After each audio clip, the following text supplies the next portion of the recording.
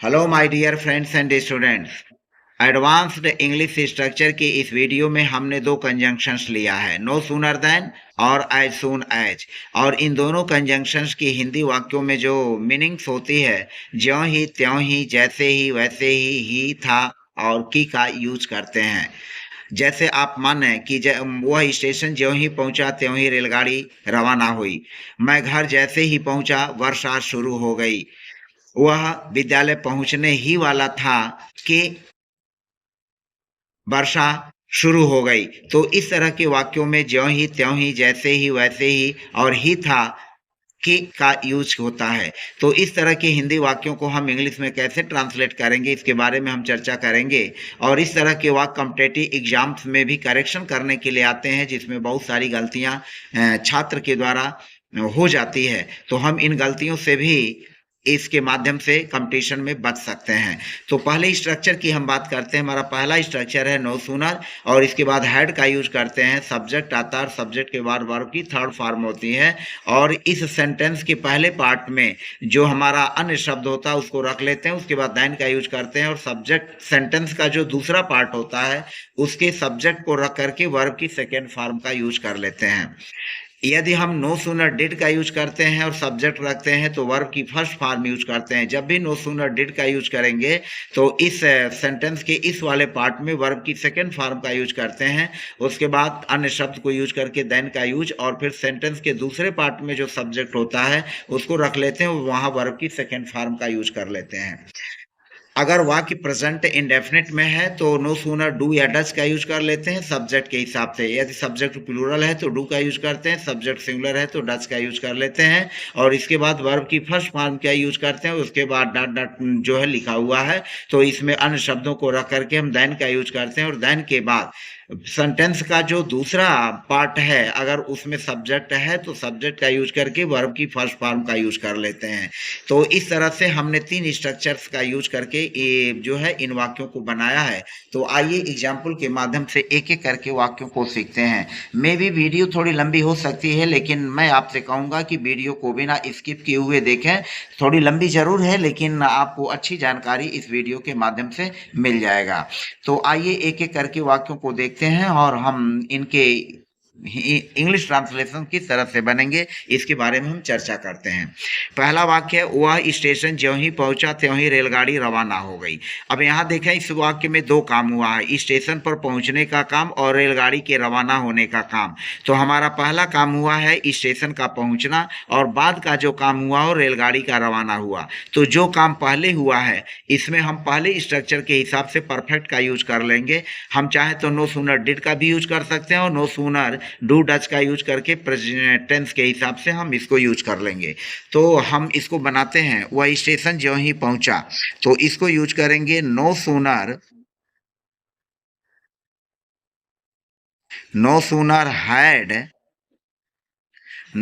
Had, और वह subject हमारा हो गया तो इसको ही लिख लेंगे। No sooner had he reached the station.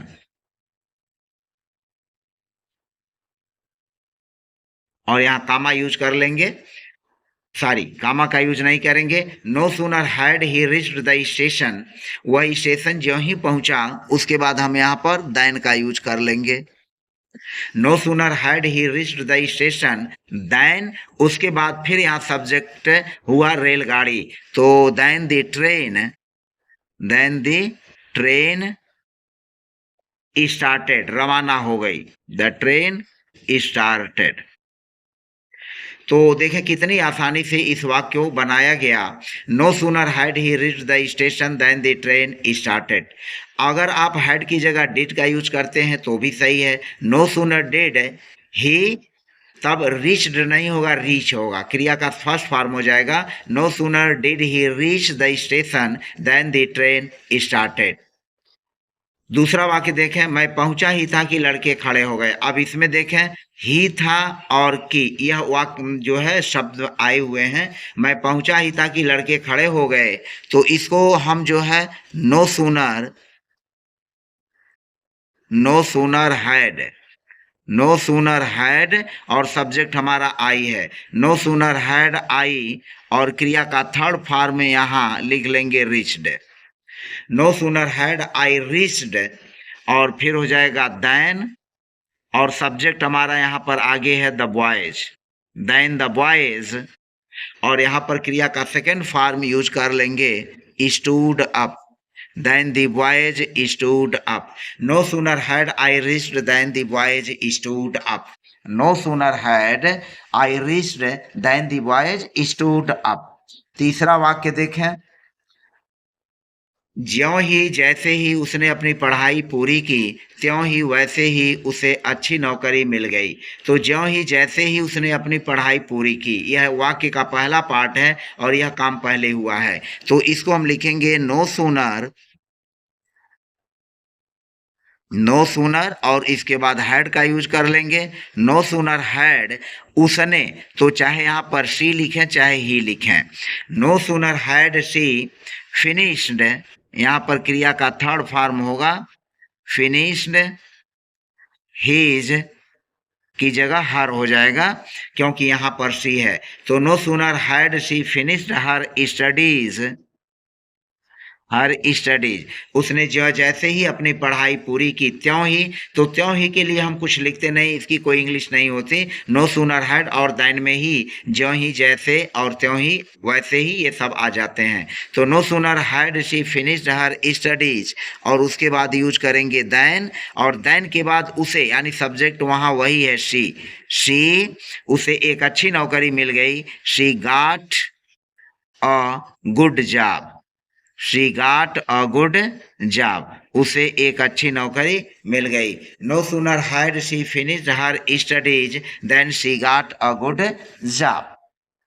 अब यहाँ पर देखें, हमने एज सून एज का प्रयोग करके ज्यों ही त्यों ही इस कंजंक्शन का यूज करके कुछ हिंदी सेंटेंसेस को लिया है। तो अब इनको देखें हम कैसे बनाएंगे।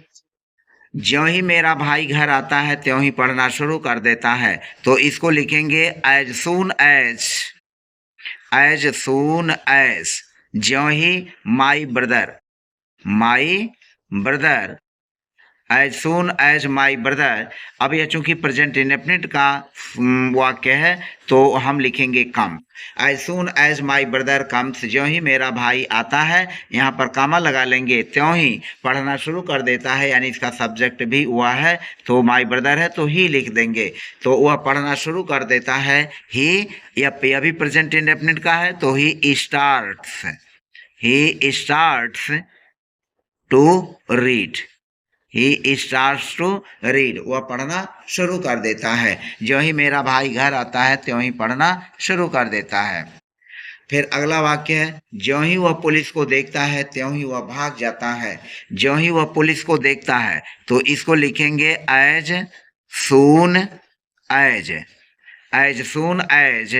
ही sees, as soon as he sees the police, as soon as he sees the police, ज्यों ही वह पुलिस को देखता है। As soon as he sees the police, ज्यों ही वह पुलिस को देखता है त्यों ही वह भाग जाता है। यहाँ पर अब कामा लगा लेंगे त्यों ही और फिर ही हो जाएगा ही, चूंकि यह प्रेजेंट इंडेफिनिट का है तो इसको भी लिख लेंगे he runs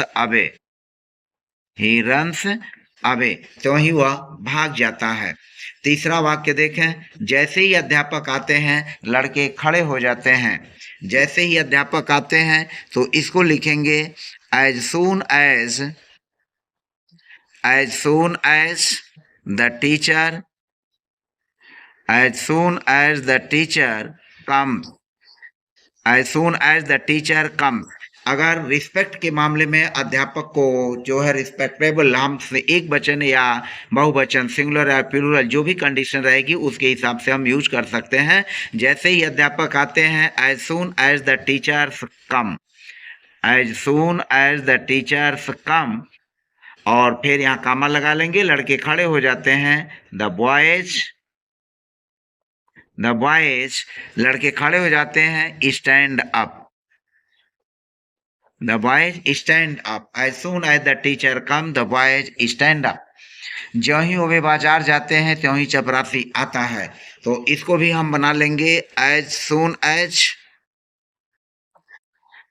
soon as they go to market. As soon as they go to market. As soon as they go to market. उसके बाद सब्जेक्ट हमारा है द प्यून, चपरासी। The peon come. As soon as they go to market, as soon as they go to market, the peon comes. ज्यों ही वे बाजार जाते हैं त्यों ही चपरासी आता है। हमारा अगला सेंटेंस है ज्यों ही वो अपना पढ़ाई समाप्त करता है त्यों ही वो अपने भाई की मदद करता है। यह दोनों वाक्य प्रेजेंट इंडेफिनिट में है। तो फिर देखें, ज्यों ही वो अपनी पढ़ाई समाप्त करता है, as soon as he finishes, as soon as he finishes his studies, as soon as he finishes his studies, वो अपने भाई की मदद करता है।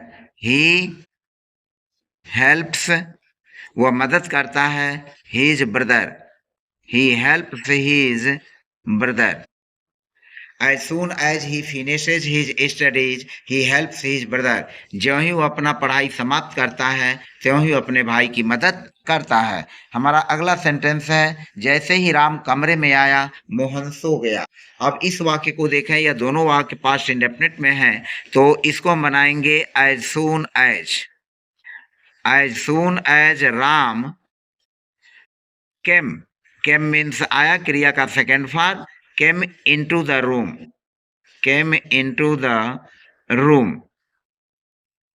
As soon as Ram came into the room, जैसे ही राम कमरे में आया मोहन सो गया। Mohan slept. As soon as Ram came into the room, जैसे ही राम कमरे में आया मोहन सो गया। As soon as Ram came into the room, Mohan slept. ये पहला सेंटेंस लिया है, जैसे ही मैं घर पहुंचा वैसे ही तेज बारिश शुरू हो गई। इसमें नो सूनर हैड का और जो है यूज करके भी हम इन वाक्यों को पुनः अगेन एक बार अभ्यास कराते हैं। जैसे ही मैं घर पहुंचा वैसे ही तेज बारिश शुरू हो गई। तो यहाँ पर लिखेंगे no sooner had I reached home. No sooner had I reached home, और फिर then का यूज करेंगे, then, और उसके बाद हो जाएगा then it, तेज बारिश शुरू हो गई तो then it started raining heavily, Tej. It started raining heavily, तेज बारिश शुरू हो गई। तो यहाँ पर देखें no sooner had I reached home, यहाँ हैड के बाद जो रिच्ड का यूज है यह पीपी यानी पास्ट पार्टिसिपल क्रिया का थर्ड फॉर्म का ही यूज करेंगे। जैसे ही उसने उपहार खोला वह खुशी से रो पड़ी। जैसे ही उसने उपहार खोला वह खुशी से रो पड़ी। तो इसको हम यूज करेंगे no sooner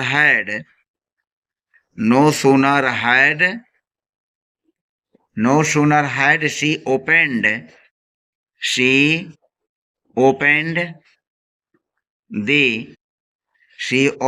the gift, then उसके बाद then का यूज करेंगे। और फिर वह खुशी से रो पड़ी, तो खुशी से रो पड़ी के लिए हम जो यूज करेंगे she burst into tears of joy, then she burst into the tears of joy, वह खुशी से रो पड़ी। she burst into the tears of joy, वह खुशी से रो पड़ी। she burst into the tears of joy. तो no sooner had she opened the gift than she burst into the tears of joy. हमारा अगला सेंटेंस है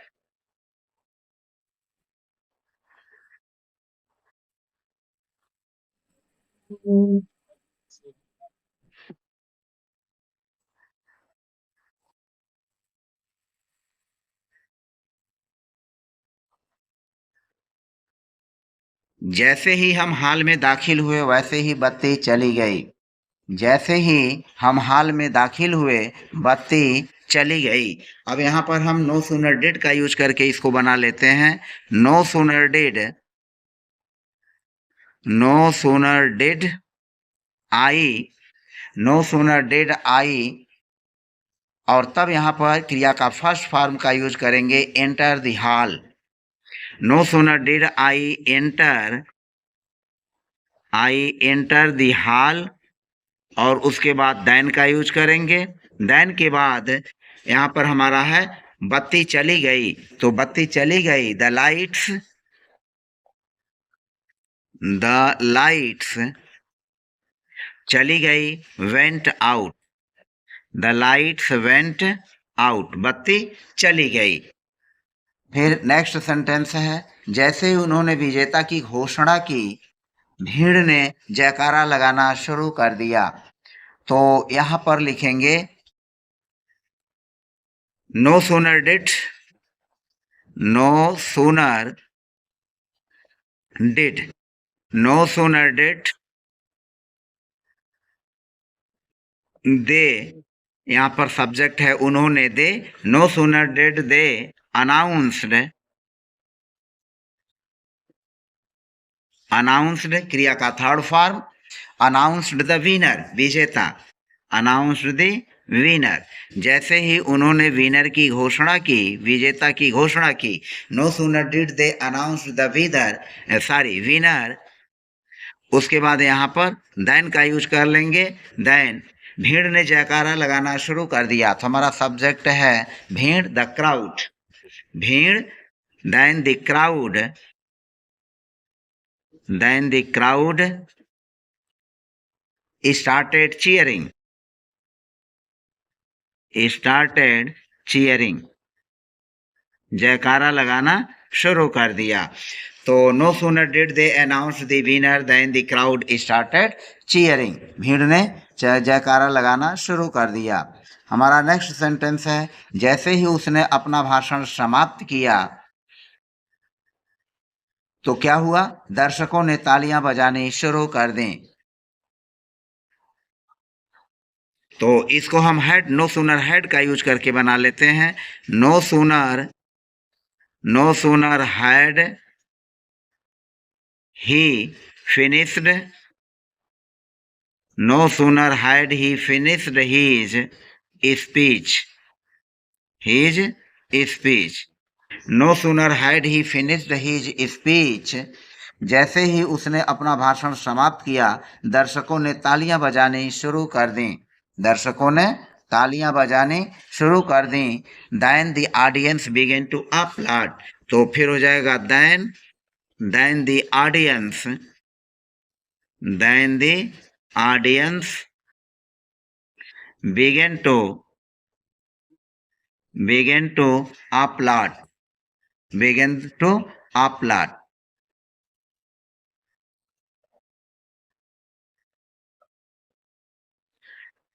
तो no sooner had he finished his speech then the audience began to applaud. तो इस तरह से हमने कुछ एग्जाम्पल्स के माध्यम से आपको नो सूनर डिड और नो सूनर हैड और उसके साथ देन का यूज करके और फिर एज सून एज का यूज करके हिंदी सेंटेंसेज को इंग्लिश सेंटेंसेज में ट्रांसलेट करने के बारे में चर्चा की।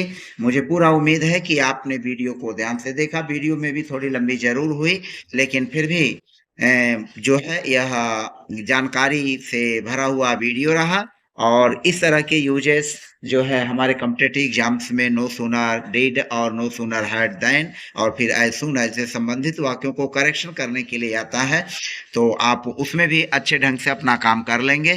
तो फिलहाल मिलते हैं नेक्स्ट वीडियो में नए लेसन और नए टॉपिक के साथ। तब तक के लिए बाय बाय। यदि आप मेरे चैनल पर नए हैं तो प्लीज चैनल को सब्सक्राइब कर लीजिए, प्रेस बेल आइकन कर दीजिए ताकि आपको मेरे वीडियोस के नोटिफिकेशन समय समय पर मिलते रहें। धन्यवाद।